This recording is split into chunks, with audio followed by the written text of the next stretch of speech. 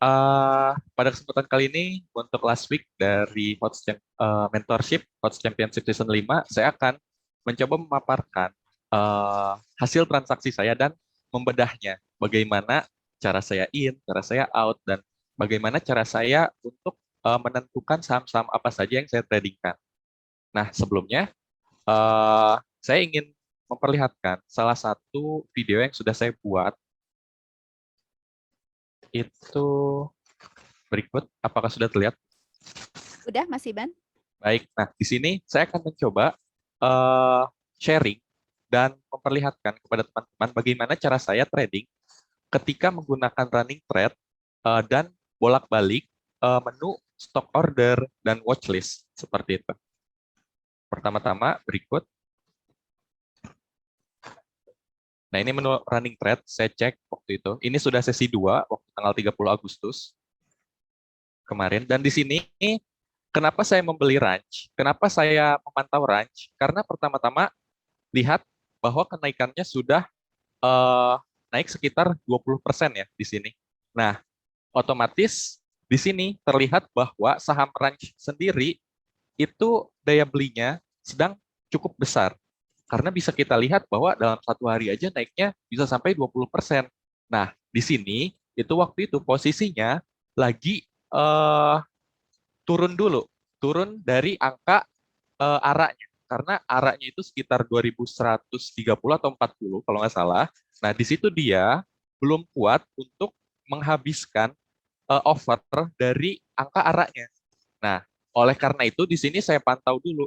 Karena biasanya untuk saham-saham arak, setup-nya itu apabila dia tidak berhasil langsung menghabiskan offernya, itu dia terkadang turun untuk cari tenaga dulu, untuk ngebuang retail yang beli di dekat angka ARA gitu, untuk bikin panic selling. Nah, di sini saya mantau dulu, mantau dan melihat seberapa jauh dia dapat melakukan panic selling. Nah, di sini saya perhatikan bahwa di angka 2080, 2070, 2060 dia terus bersikeras di situ gitu. Angkanya hanya diam di situ saja, ngestak. Nah, otomatis dari angka yang tadi ARA sekitar 2130 sampai 2140 itu dia sudah turun sekitar lumayan ya, 50 60-an poin gitu. Nah, di situ kan kalau kita bisa dapat momentumnya itu cuannya agak lumayan gitu dari situ. Nah, di sini makanya saya udah nyiapin order buy saya. Nah, itu saya sudah langsung mendapatkan barang saya di angka 2080 dan 2070 seperti itu. Nah, terus itu ini saya tunggu. Nah, di sini kenapa tadi saya mencoba bolak-balik ke menu portofolio itu untuk melihat satu tiknya itu akan naik berapa persen dari harga pembelian saya supaya saya bisa tahu saya mesti TP terdekat di angka atau di harga berapa, dan begitu juga sebaliknya untuk cut loss itu saya mesti di angka berapa. Tapi untuk cut loss sendiri saya memang agak ketat, itu biasanya di 1 sampai 2 tik harga pembelian saya. Biasanya kalau satu harga sampai dua harga itu udah kesentuh, itu tik ketiganya saya langsung jual seperti itu. Nah, di sini karena dia terus bertahan di angka 2070 2080, makanya saya coba hold dulu. Meskipun di 2070 itu saya posisinya udah loss agak lumayan gitu. Nah, naik ke 2080 0,2% tuh satu tiknya. Oleh karena itu berarti saya tahu nih minimal minimal banget saya bisa jual di 2090 supaya saya bisa mendapatkan profit lebih dari fee transaksi itu sebesar 0,7% profit saya seperti itu. Nah, di sini agak lamaan untuk over di 2100-nya itu tidak kemakan-makan, otomatis saya udah menyiapkan planning penjualan saya di angka berapa gitu, yaitu di 2090.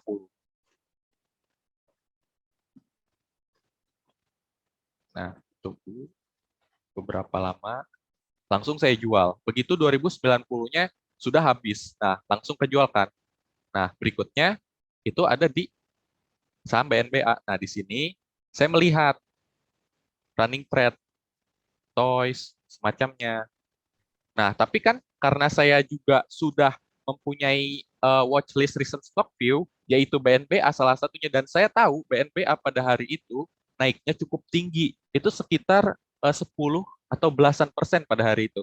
Nah, lalu pas saya ngelihat recent stock view lagi, wah BNBA ini udah turun lumayan tajam. Dari belasan persen itu udah sisa 7% doang. Nah, otomatis saya langsung gercep. Itu pindah ke memantau BNBA di sini. Nah, itu bisa dilihat kan di sini bahwa, sorry. Nah, di sini terlihat bahwa BNBA sudah turun dari 16.25 ke 15.50 dan itu cukup tajam turunnya. Di sini saya mencoba memantau dulu wait and see seberapa jauh lagi dia bisa turun. Karena begini, eh, umumnya saham-saham yang sedang digoreng itu apabila dia naik cukup tinggi lalu dia diturunkan cukup tajam. Nah, pada saat penurunan ini otomatis dia biasanya nggak langsung turun, tapi biasanya itu dia memiliki kecenderungan untuk naik dulu sedikit, entah seberapa banyaknya itu kita yang menilai dari angka bid offer nantinya, seperti itu. Begitu, ya sudah, saya di sini langsung membuat order buy. Nah, di sini saya langsung kebeli ini 15.50. Sebenarnya ini salah, ini saya agak terburu-buru membelinya. Makanya itu. Nah, tapi di sini saya udah menyiapkan order order sell di angka 15.40 ini kan. Nah, tapi begitu saya ngelihat angka 15.40 ini sampai ke bawah itu lama di hakinya, oh otomatis nih dia udah cukup jenuh nih daya jualnya. Nah, terlihat kan saat seperti itu dia langsung dinaikkan. Nah, di sini tahu-tahu 15.60 offernya itu hilang di withdraw. Nah, seperti itu. Makanya saya kalau menggunakan NeoHots itu pasti selalu refresh di pojok kanan atas itu. Kalau saya udah punya barang, saya refresh terus. Karena biar cepat gitu pergantian frame-nya. Seperti itu. Nah, di sini ya udah, saya mencoba jual di angka 15.65, 15.70. Begitu. Nah, tapi di 15.70 sendiri ini nggak kemakan semua nih. Nah, ditunggu. Nah, ini habis sisa sekitar 80-an kan. Nah, di sini ya udah, saya tinggal memantau aja sampai sejauh apa dia eh, penguatan daya belinya tuh. Nah, di sini ternyata tersisa 78 lot di 15.70. Dia nggak kuat lagi tuh, naik ke 15.70. Otomatis saya mencoba menilai, oh ini 15.65 bisa nggak kira-kira ke HK? Oh, ternyata nggak bisa, ya udah. 78 lot sisanya saya haki ke 15.55 seperti itu. Nah, ini di hari yang sama, di tanggal 30 Agustus 2021, itu ada saham UPCR. Nah, UPCR sendiri, ini dia udah ARB cukup beberapa hari, lalu pada hari sebelumnya, di tanggal 29, dia eh, mendapatkan pantulan pertamanya di hari tersebut.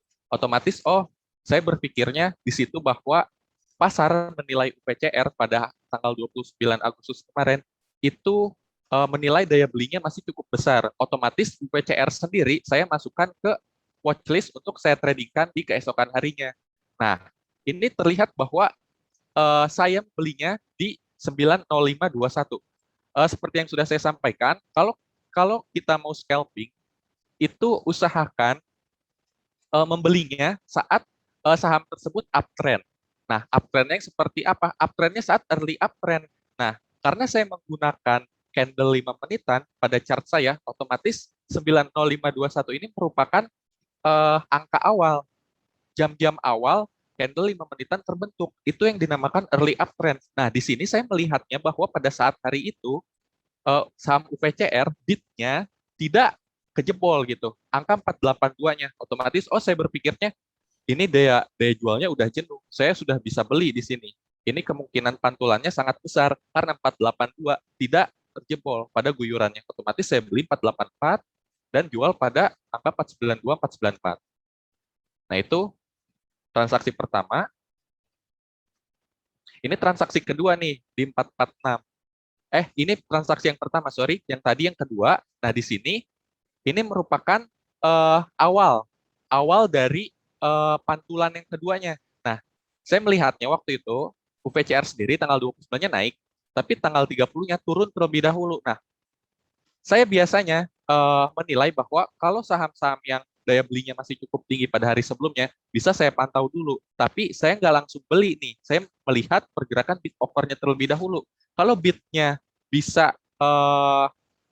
saya haki, nah itu biasanya saya bisa HK tuh di situ. Tapi kalau bidnya itu tipis, saya biasanya di situ relatif untuk wait and see dulu. Nah, seperti UPCR ini.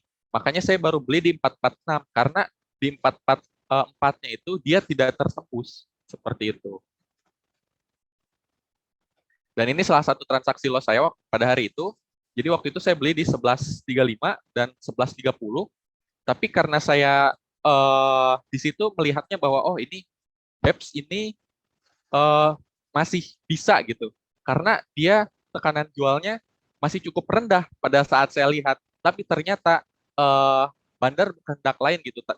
Di si BEPS ini beberapa minggu terakhir ini permainannya agak kasar gitu. Jadi kayak bidnya tuh langsung dibanting beberapa tick ke bawah. Nah, makanya di sini saya ada kesalahan di BEPS ini karena saya tidak cukup disiplin nih.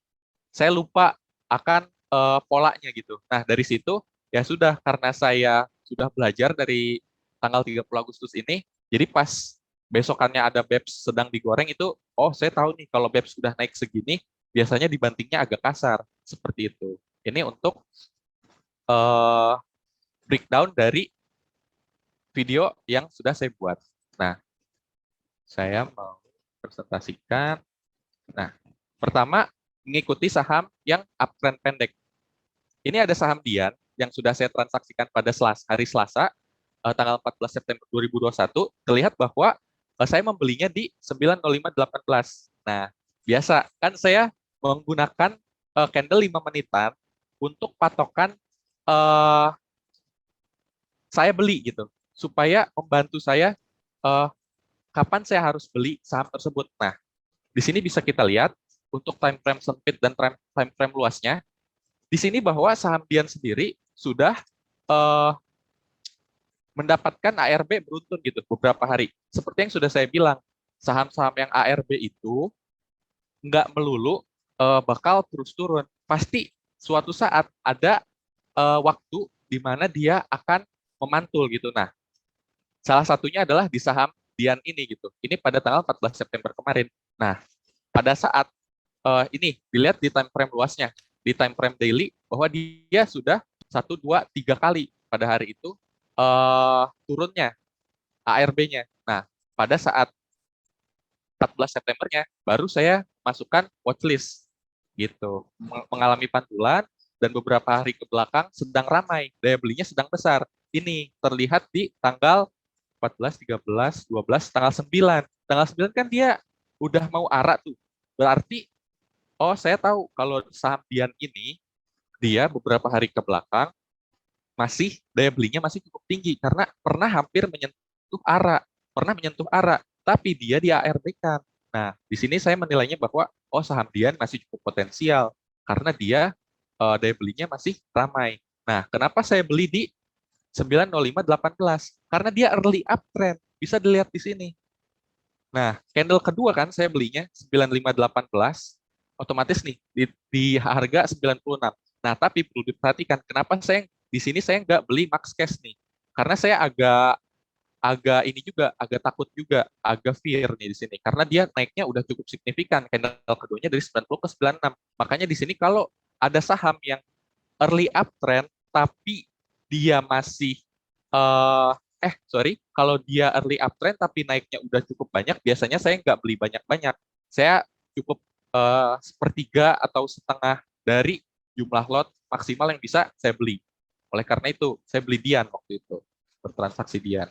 Dan ya seperti yang sudah saya jelaskan, kalau saya itu nggak neko-neko, mau TP berapa persen, yang penting di atas fee transaksi. Tapi ternyata setelah saya pantau saham Dian sendiri ini dia bisa naik sampai harga 100 dan di situ ya udah saya mikir oh ini udah cukup lah. Saya nggak mau terlalu greedy gitu untuk menentukan target profit saya. Ya sudah saya jual gitu di angka 98 sampai 100. Nah, selanjutnya saham WH. pada pada hari Selasa 14 September 2021. Terlihat bahwa saya membelinya di harga 199 dan saya menjualnya bertahap di 204 dan 202 ini kalau saya nggak salah ingat. Nah, di sini bisa kita lihat pada time frame luasnya itu dia beberapa minggu ke belakang masih cukup potensial karena beberapa hari di beberapa minggu ke belakang itu dia cukup signifikan naiknya nih. Seperti di sini dari 121 sampai angka 150 ini, dari angka 160-an sampai 200-an ini, itu dia kan pernah arak beberapa hari gitu. Makanya saya pas itu ngelihat dia early uptrend pada hari Selasa kemarin. Nah, saya ngelihat, oh nih saham WH dari pagi udah naik dari 190 dan udah cukup tuh ke 199, berarti itu kan hampir berapa persen ya? 200, itu kan hampir 2-3% ya naiknya. Ya, segituan. Nah, makanya pada saat itu saya pantau tuh. Nah, pada time frame sempit bisa dilihat bahwa dia itu early uptrend. Nah, lihat di sini nih. Di candle 1, 2, 3, 4, 5, 6. Candle ke-6 sama ke-7. Nah, saya kan beli di 93157. Berarti di candle ke-7 kan. Nah, di sini saya ngelihat, oh, si WH ini pada candle ke-6, dia candlenya harganya naik cukup signifikan dengan volume. Lihat volumenya.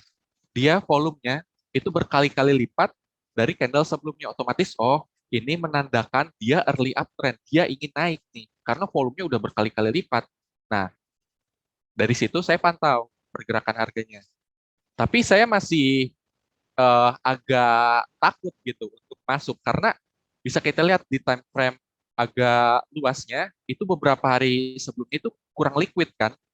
Dia turun, turun, turun, tapi lihat volumenya kecil.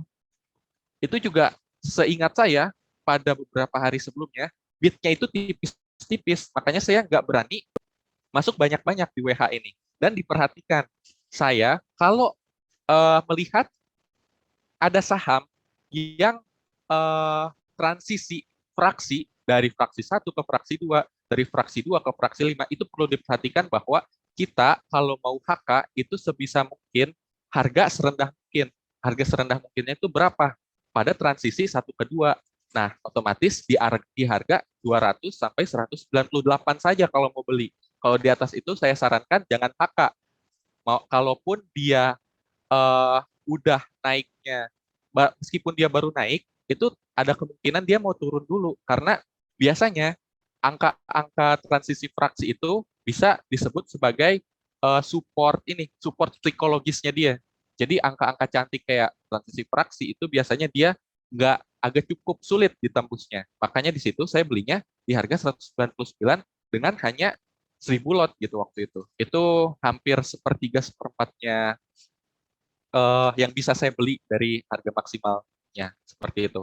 Oleh karena itu, saya bertransaksi WIH di sini poinnya adalah dia early uptrend dan juga pada saat transisi fraksi itu saya belinya di harga 198 sampai 200 gitu. Tapi saya belinya di 199. Di rentang-rentang segitulah supaya kalaupun untuk cut loss kita nggak cut loss terlalu banyak. Kan kalau dari 202 ke 200 itu lumayan ya 2 poin. Tapi kalau dari 200 ke 199 ke 198 itu masih 1 poin cut loss-nya. Seperti itu.